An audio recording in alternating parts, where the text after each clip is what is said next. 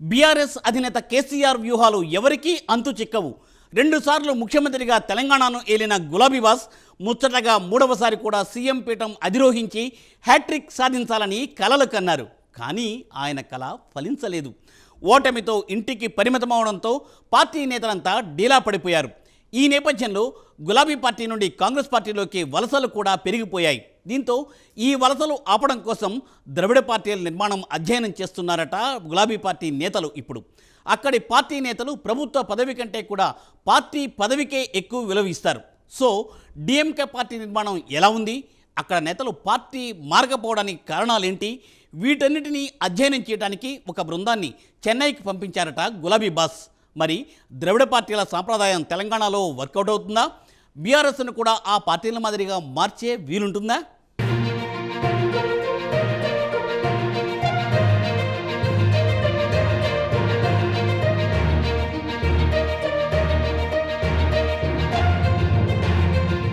కల్వకుంట్ల చంద్రశేఖరరావు చూడడానికి బక్కపల్చని మనిషి. కానీ తెలంగాణ ప్రత్యేక రాష్ట్ర సాధన కోసం పార్టీని స్థాపించి శాంతియుత నిరసనలు, సంప్రదింపులు, లాబియింగ్ ద్వారా స్వరాష్ట్రం సాధించి బక్కోన్ని కాదు బలవంతుని అని నిరూపించారు. ఇక స్వరాష్ట్రానికి తొలి ముఖ్యమంత్రిగా కూడా ఆయనే అయ్యారు. వరుసగా 2 పర్యాయాలు పార్టీని గెలిపించి దాదాపు 9.5 ఏళ్లు తెలంగాణను పాలించారు. కొత్త రాష్ట్రమే అయినా తెలంగాణను అన్ని రంగాల్లో పెద్ద రాష్ట్రాలకు ధీటుగా అభివృద్ధి చేశారు.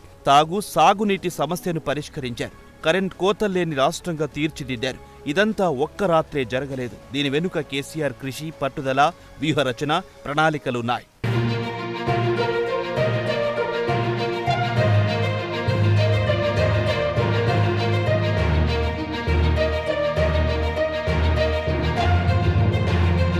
ఇకపోతే రాజకీయాల్లో కేసీఆర్ వ్యూహాలు ఎవ్వరికంత సులువుగా అర్థం కావు.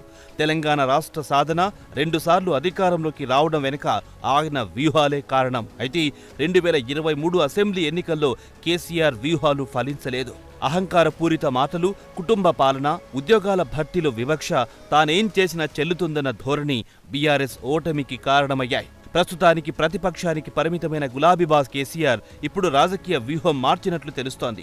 తననే ఎవ్వరైనా ఫాలో కావాలని అనుకునే ఆయన ఇప్పుడు ద్రవిడ పార్టీని ఫాలో అవుతున్నారు. తమిళనాడులో అధికారంలో ఉన్న డిఎంకే పార్టీ నిర్మాణాన్ని కేసీఆర్ అధ్యయనం చేస్తున్నారు.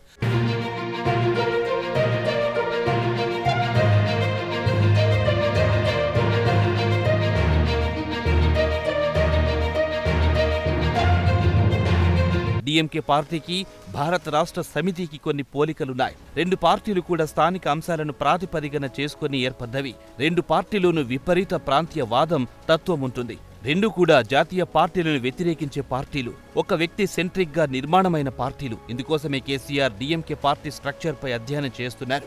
బీఆర్ఎస్ కన్నా ముందే డిఎంకేకి తమిళనాడులో బలమైన పునాదులున్నాయి. కానీ బీఆర్ఎస్ పార్టీకి ఆ స్థాయిలో బలమైన నిర్మాణం లేదు. అన్న డిఎంకే ఎన్నిసార్లు అధికారంలోకి వచ్చినా డిఎంకే నుంచి చేరికలు లేవు. కానీ ఇక్కడ మాత్రం పార్టీ ఫిరాయింపులు విపరీతంగా కనిపిస్తున్నాయి. ఈ విషయంపై దృష్టి పెట్టారు కేసీఆర్. ఇందుకోసం మాజీ ఎమ్మెల్యే సుమన్ నేతృత్వంలో ఓ బృందాన్ని చెన్నైకి పంపించారు. డిఎంకే ఎమ్మెల్యే శంకర్ ఈ బృందానికి పార్టీకి సంబంధించిన వివరాలను సవివరంగా వెల్లడించారు. డిఎంకేలో ప్రభుత్వం కన్నా పార్టీకే నేతలు అధిక ప్రాధాన్యమిస్తారు.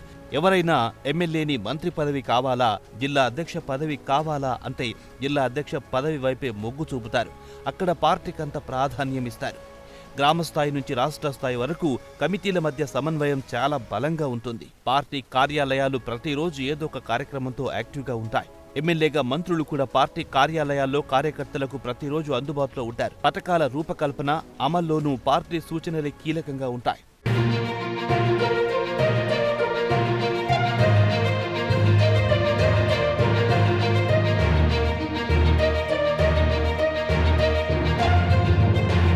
చెన్నై వెళ్లిన బీఆర్ఎస్ బృందం డిఎంకే పార్టీ విధానాలు, అనుసరిస్తున్న తీరు, పార్టీకి ప్రభుత్వానికి మధ్య సంబంధాలు, పార్టీకి నేతలిచ్చే ప్రాధాన్యం తదితర అంశాలు తెలుసుకుంటున్నారు. వాటిని భారత రాష్ట్ర సమితిలోనూ ఇంప్లిమెంట్ చేయాలని గులాబీబాస్ ఆలోచిస్తున్నట్టు సమాచారం.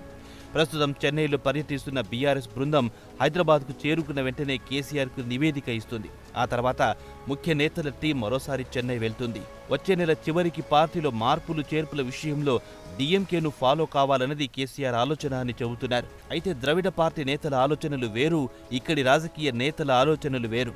అక్కడి వారు పార్టీ కోసం పదవుల్ని కూడా త్యాగం చేసే మనస్తత్వం కలిగి ఉంటారు. మరి ఇక్కడ పదవి వస్తుందంటే చాలు కన్నతల్లి లాంటి పార్టీని కాలదని పోయేవారే ఎక్కువ. అలాంటప్పుడు ద్రవిడ పార్టీల సాంప్రదాయం ఇక్కడ ఎంత మేరకు వర్కౌట్ అవుతుందన్నది $1 మిలియన్ ప్రశ్న. అసలు ముందు నేతల్లో మార్పు వస్తేనే కేసీఆర్ డీఎంకే పార్టీ విధానాన్ని ఇక్కడ ఇంప్లిమెంట్ చేయగలరు.